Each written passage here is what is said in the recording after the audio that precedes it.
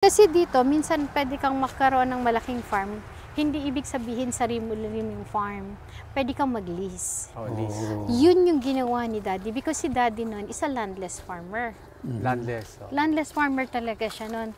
Ang ginawa niya noon is nag-rent muna siya unti-unti habang nagtatrabaho. Si Daddy noon 7 a.m. to 4 p.m. ang work niya.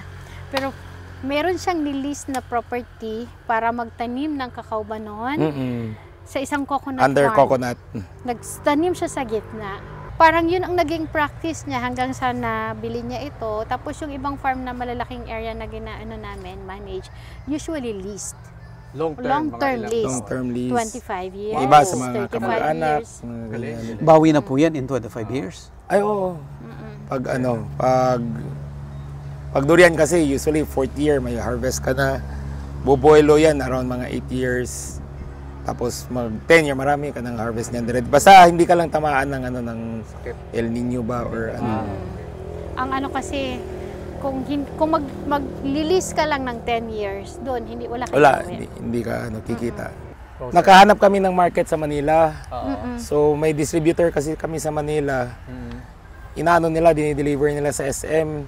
So yung binibenta nila doon, frozen durian at frozen jackfruit. So hindi naman lahat kumakain ng frozen durian. Right. Majority naman hindi kumakain ng frozen durian. So kung hindi ka kakain ng frozen durian, bibili ka ng jackfruit. Ngayon, naging mas mataas ang demand ng frozen jackfruit namin compared with the frozen durian. Sa domestic, sa Manila market. Sa Manila market.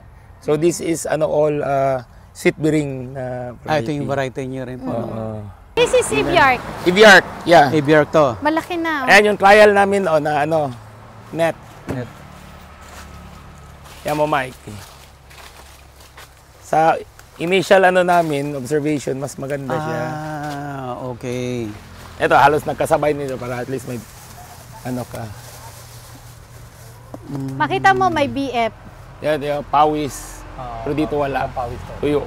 Pero hindi kayang ng fruit fly. Hindi.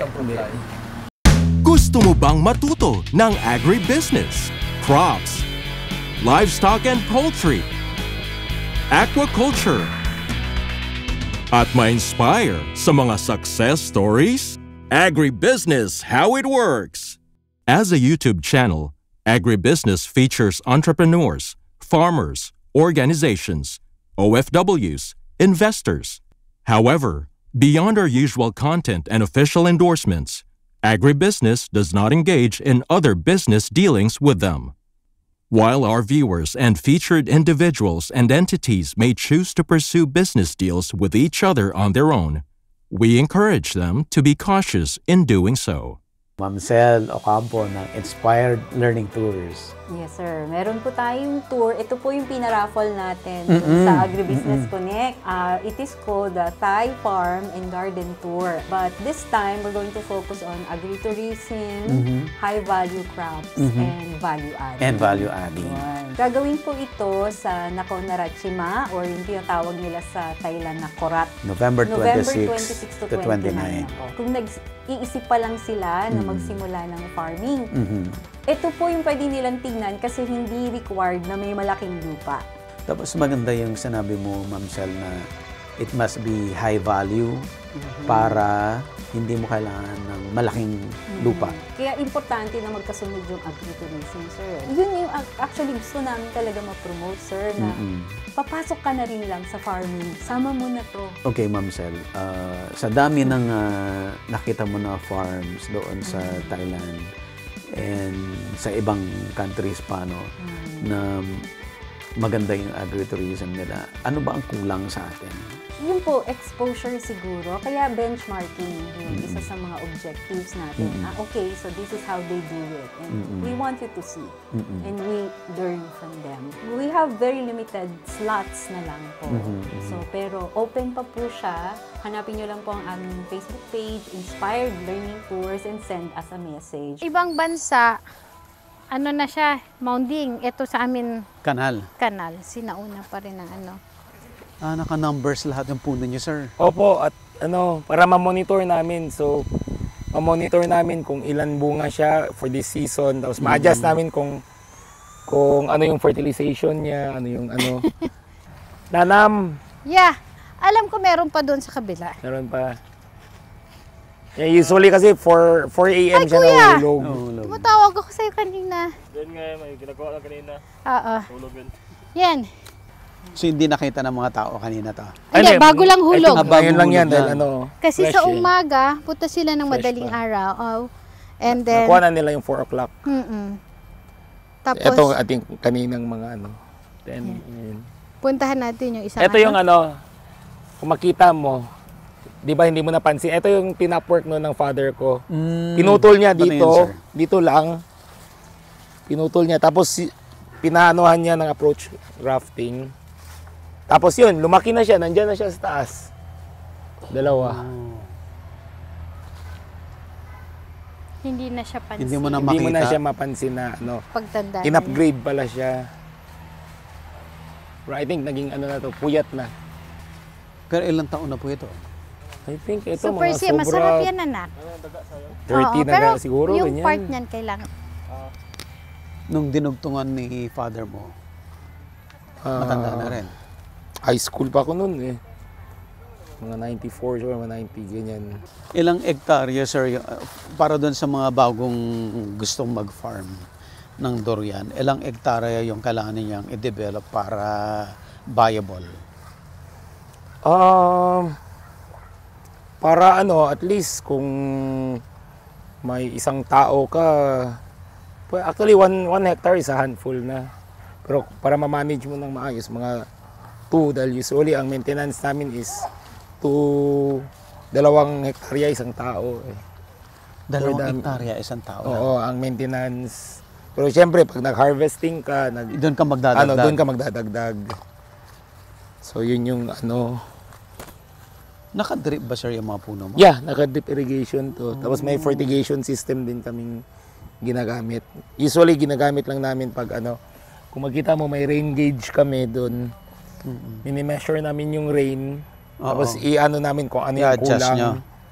Dahil since wala kaming IoTs for for soil moisture, so nagbe-base lang kami sa rain gauge namin. Nanam. Nanam. Ganda. Ang nanam kasi umaabot ng Ayan. 140 to 150 days. Isa yan sa medyo matagal yung hanging days. Ang dami pa niya. Marami pa siyang bunga. Pero yun lang ang napansin namin sa nanam. Makita niya, di ba, yung may mga pula. Yes, sir. Ibig sabihin, registered siya as mother tree. sa Diyan kayo BPI. kumuha ng sayon. Yan, nakalagay sayon, Registered siya as mother tree sa Bureau of Plant Industry. ilan yan? 1, 2, 3, 4, 5, 6, 7, 8, 9, I think puro 10, nanam 12. ito. Puro nanam. Oo. Ito naman yung mga bagong trial namin for Musang King. Ito rin mga bago. Ito yung mga malalaki. Musang King tong 3. Hindi niyo na Doon yung- palalakihin yan.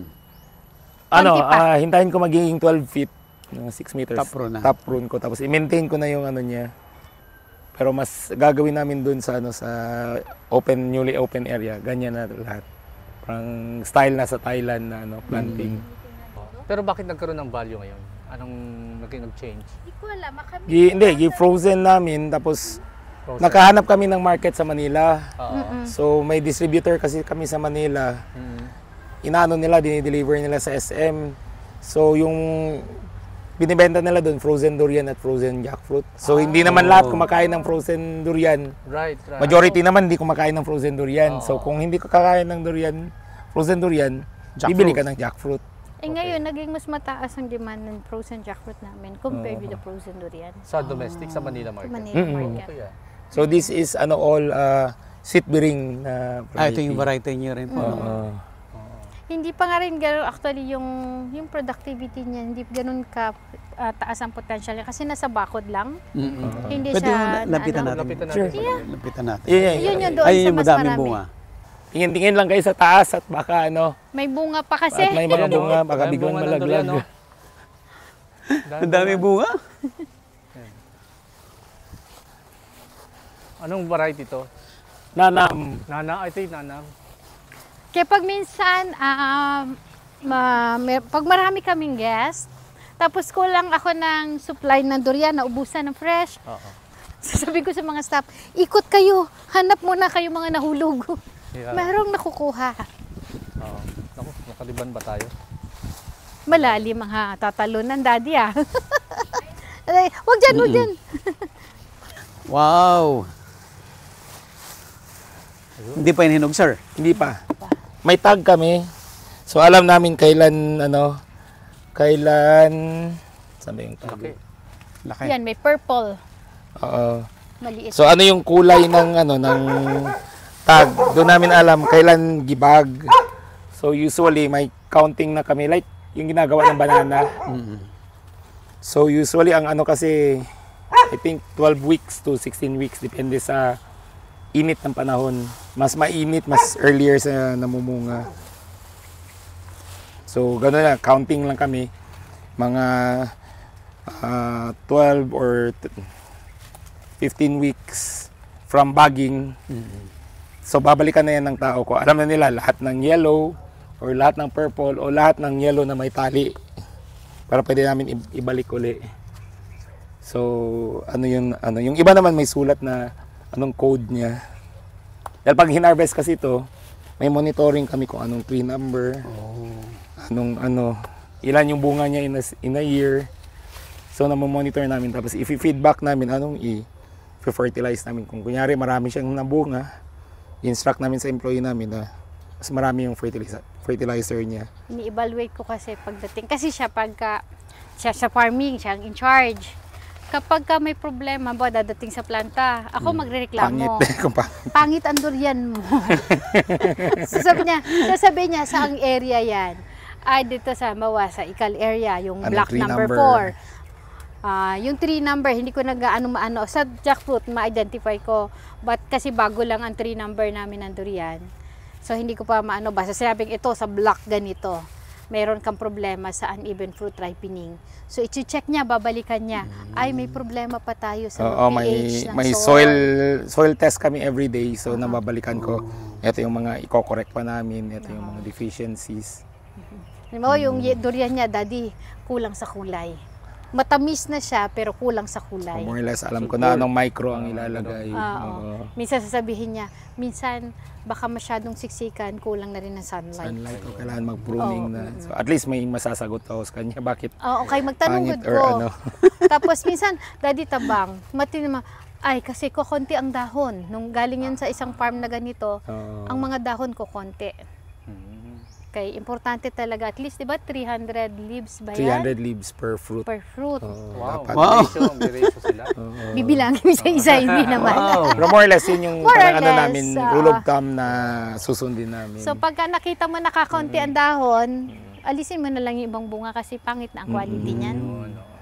Tapos yung Dito po monitoring, sa Langka, may kayo? May ratio. May number of fruits na dapat i-grow lang. kami basta malalaki like this one, 20 fruits in any given time.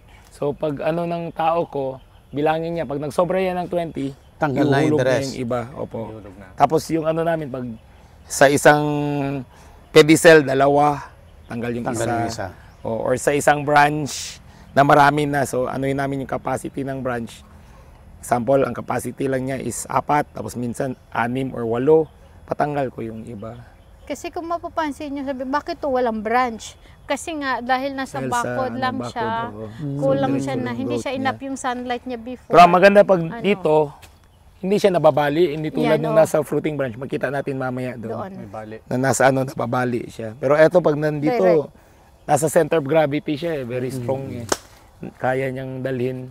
Tapos etong sweet bearing kasi hindi tulad ng Eviark. Ang Eviark kasi 15 to 20 kilograms ang average. Ito 25 to 30 Mas kilograms. Oo. Pinakamalaki? Pinakamalaki namin noon 54 Wow. kilos. Isang sakong bigas. Oo. Isang piraso. Isang piraso. Mahirap buhatin, kawawa ang harvester.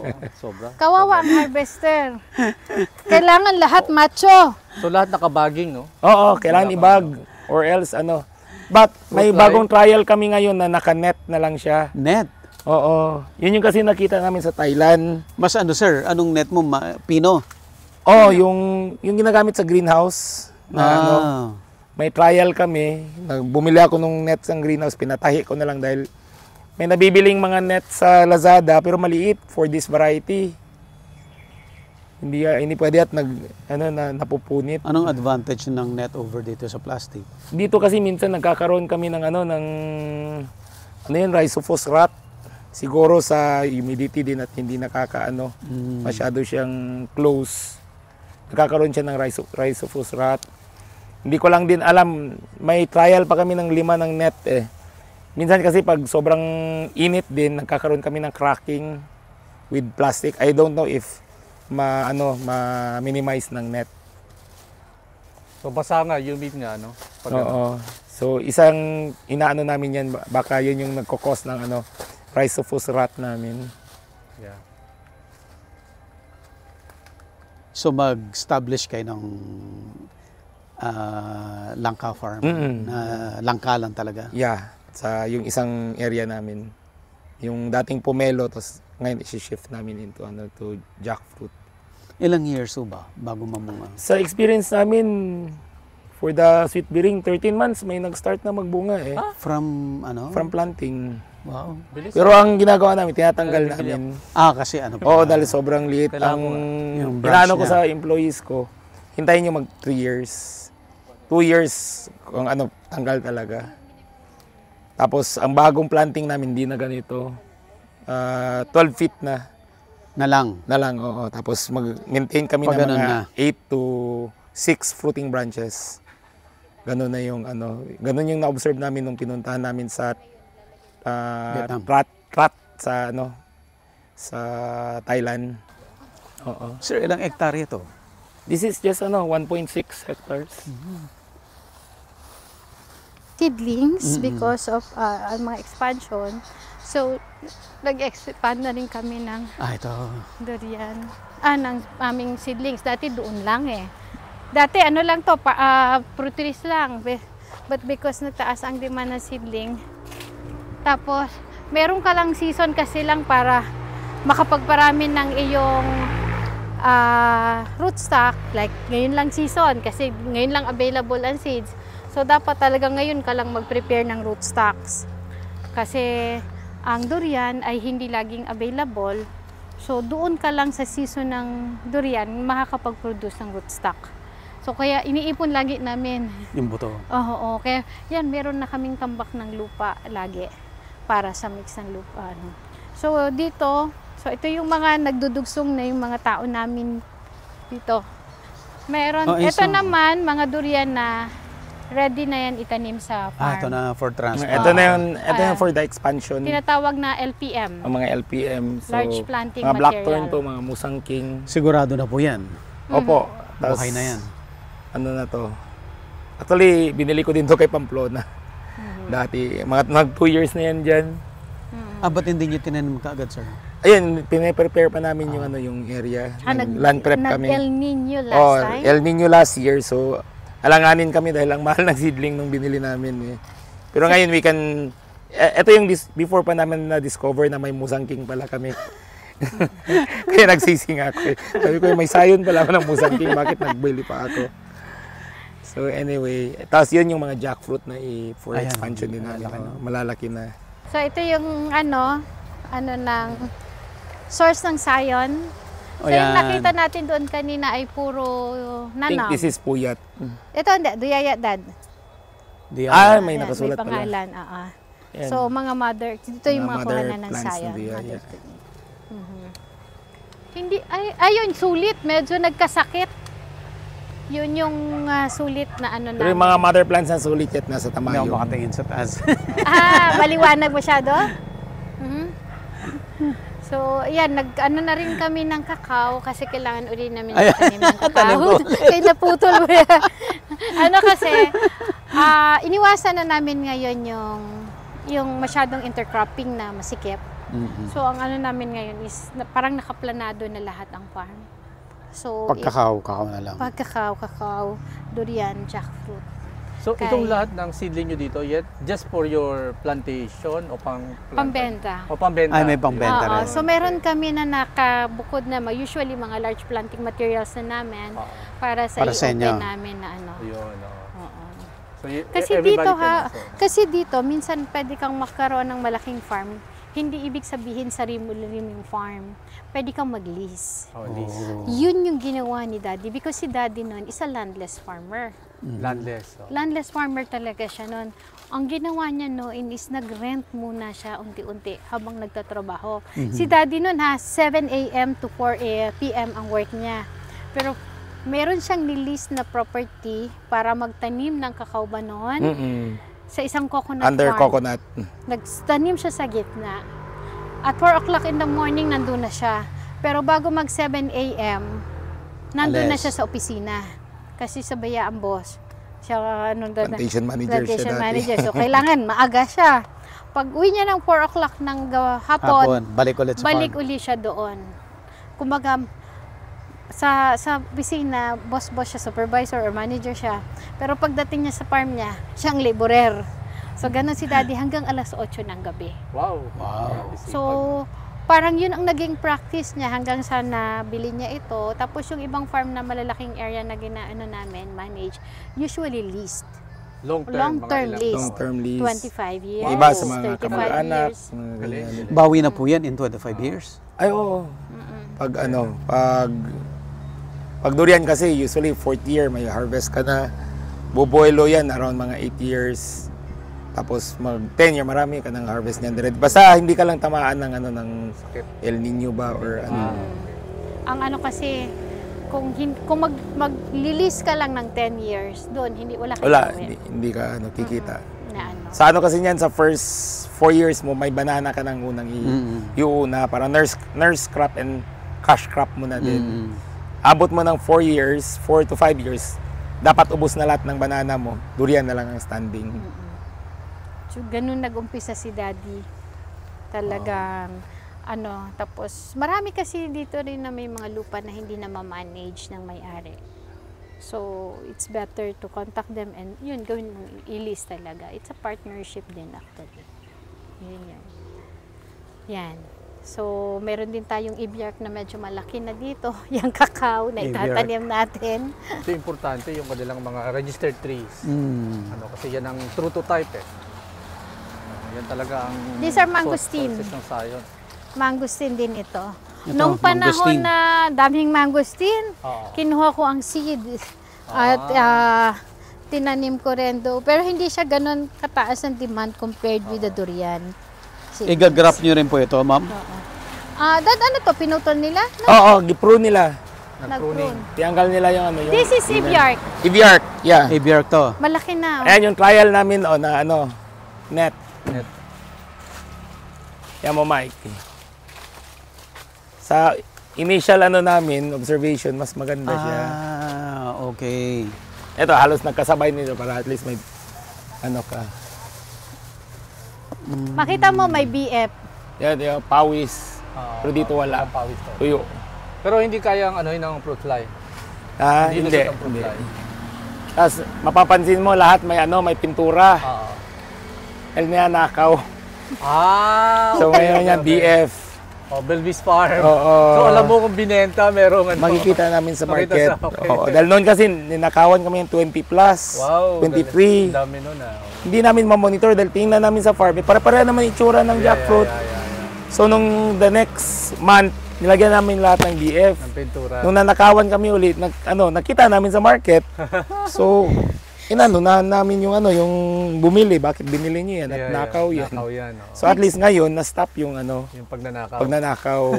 Suggestion din yan ng kapwa namin Ibang farmer. klase talaga. Oo. Kanya-kanyang diskarte. Oo. Kaya maganda nag-uusap-usap kayo mga farmer. Oo. Ano yung mga diskarte? So sabi nun, Yeah. yet lagyan yung pintura. Eh baka mamaya pare-pareho tayong may pintura. Magpintura din. Kasi minsan maliit lang. Oo. So kaya lang din gawin anytime. Ito, Sabi malaki, namin, malaki. wag na tayong magtipid. Lakihan na. Lakayan na. Oo. Kasi yung cost naman niya, okay naman na iyan. Yung maganda sa jackfruit. Ito kakatapos lang namin ng harvest. So ito yung mga natira, pero kung makita nyo, marami namang maliliit na lumalabas. Yan So may kasunod siya. May kasunod. So yan, bilang ka naman na another 6 months. Ayan, mga I think 4 months na lang yan. Halos mag-whole year Harvest na round. ulit. Whole year round po ang jackfruit. Halos mag-whole year round. Eh, makita nyo. Kasi ang ito dami yung yan, mga maliliit natangga. eh. Ito yung this year Ito, lang eh. mga spikes na to eh. So, 1, Ito, 2, magkano 3, dito? 4, Yan. 5, 6, 7, Spikes na 8, to eh. 9. Okay. 9 dito Mga ganito. ang nakuha. 9 ang nakuha dito eh. Yan. Yan, spikes. Ano Yan. naman yan. So, So yung ano naman pinagkuhanan, doon din siya oo. magbubunga po ulit. Diba, Unlimited. iba doon dahil diretso. Ito, branching. Dito mamroblema tayo mataas. Tapos ang laki. Yan, Kaya ibiark dapat, din yan. dapat Ito ano, siguro direct kaya maintain. kita dito. Tapos ito na yung bunga. Oh, male and female yan Male eh. and Male female. and female. So this is the female, tama? Oh, hindi pala. Kung makita. kung may powder yan, male yan. Pero hindi pa kasi siya mature eh. Hindi pa yan mature, mag-produce ng pollen. So ito yung spike. So another bunga. Same with that one. Dito. So, bisip mo, makita mo, dalawa ang potential magbunga Dalawang dyan. potential dito. Ito pa isa, no? Then, ito sa mga susunod na. Ito pa yung makasunod pa. So from kung saan ka nag-harvest, doon din may lumalabas na Oo. spikes. Kaya sa cacao, ganun din, hindi pwedeng May flower sirain. cushion siya. So protect mo to. Pag nagputol ka, wag mong ano yun to. Huwag mong sagarin. Dito mo i-ano, para buhay pa rin yung flower So cushion basically mo. ito, potential. Ito. Oo, yan. Ito. Dami ah. Yan. Dami, Yan no? yung sumisimbol ang bunga. Oo. Pinag-harvestan. Yan, i-control na lang yan. Pagdating ng mga ganyan, Ah. Kung Kukontrol mag-harvest namin yan. ka na dito, meron na naman. tapos yung spacing. So mga 20 fruits per tree, more or less. More or less. Depende rin sa size, sa branch. Like ito, 9 ang naakuha dito. From, kailan ba nagpunta dito si IJ? July, no? Oo. August. July hanggang September, may 9 kami na nakuha dito. So from Mas maganda sir kaysa nasa bakod. kesa nasa bakod. Mas maganda. Doon yung mas bata. Makita ninyo. Kasi dito, hindi namin yung formative years niya. Hindi siya Actually, ito na yung na-monitor. mga bagong technique natin ngayon. Oo. Mas better doon dahil kayo nasa bakod na po yan. Bakod na. Wala tayong ibang pagtatiman eh. Kaya wala nang lupa, walang area. Kumbaga, sa atin is utilize lang kung anong meron, no? Mini-maintain na lang namin ng mga 10 feet ang main branch. Main trunk, tapos at least 12 or Mas maganda yung doon Ayun, sa kabila. ang maganda. So pruning is crucial, no? Ay, crucial ang pruning. Dahil kung hindi mo i-prune, maliliit yung bunga mo. Tapos yung pag masyadong masukal kasi magkakaroon ka ng rotting din sa mo, fruit. Yeah. Ibiark. Baby art. Maybe right. Laki. Malaki eh. Bali, 3 times a week, umiikot yung tao ko. Tapos, di ba yung na-mention ko kanina, may ribbon naman. Yun yung babalikan nila. Alam na nila saan yung harvestin. At ang lang is mag-test talaga sila na right maturity. Anong size kayo nagbabaging? Pag mga ganyan, yung parang half gallon Half ang gallon? diameter. Ah. Di ba merong mga toyo na half yung gallon? Mga ganyan. Or Coke 2000. Yun, no? Yung Yun. puwet, yung puwet ng Oo, yung ganun yung diameter niya. So, apple size. O malaki pa sa malaking apple, pwedeng ganyan. Ano bang? Doon na kami But before that, ganyan pa, na kami, mag-tining na kami. Magtining na kayo. Hindi na namin pinapaabot yung ginugulay. Alright, yeah. Tinatanggal na namin. Dahil ang kasi namin, kung doon ka mag-tining, sayang na yun, energy converted na yun eh. So, mo na lang sa fruits na naiwan mo. So ito, I think, akala nga namin biring lang ang lumalaki. Pati pala si Ibiark, yung malaki Ibiark. din. Imagine kung paano mo i-harvest yan ng isang tao lang. Yeah. Malaki. Kaya pag nag-harvest kami, 3-man team, Tatlo. may isang magpuputol, may dalawang dahil tatalian nila, tapos unti-unting Binigay siya ni Alan yan, galing Leyte. Na So, yung size ng tree, depende rin talaga yung laki na tapos siguro dahil properly fertilized, kaya lumalaki ng husto. Noon, puno to na lansones. Lansones, kakao, mangosteen. Si Daddy kasi mahilig sa Ba't pinutol niyo pa yung Intercrop. lansones? Yun po, Masikip. nakita namin masikip na. Sobrang Tapos sikip. yung shading na apektuhan yung durian. Kaya nga yung mga durian namin halos wala ng lower branches Puro dahil sa so overshaded, namamatay yung lower branches. Tapos, eto, nagtamba kami ng lupa for our nursery, seedling. Ang nangyari naman, hindi napansin, Natabunan yun, natabunan namatay. yung roots niya. Oo. Nagkasakit. So, nire-recover. So, sa farming talaga, dapat you have to observe yung mga yung mga galaw. Kaya hindi ko talaga akalain na mamamatay siya dahil may tinambak lang kami na lupa. Sayang, puyat pa rin naman yan. Puyat na variety. DJ, anong natutunan mo sa Small Thailand? coffee break, tapos Ano natutunan mo sa Thailand noon? Dami naman nun. Eto, blackthorn na to. So, ang gagawin namin, tatanim namin dyan. Tapos eto, lalagyan pa namin ng mound para yung roots Tatabunan niya mo na. mag-develop na din dyan. So, magiging multi-stem.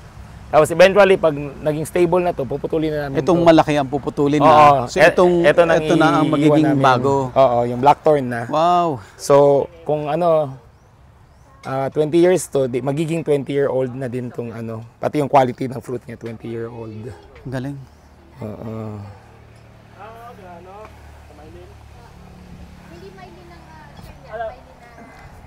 Agribusiness merch is now available on Shopee and Lazada. Agribusiness, how it works. Instruct, inspire, succeed.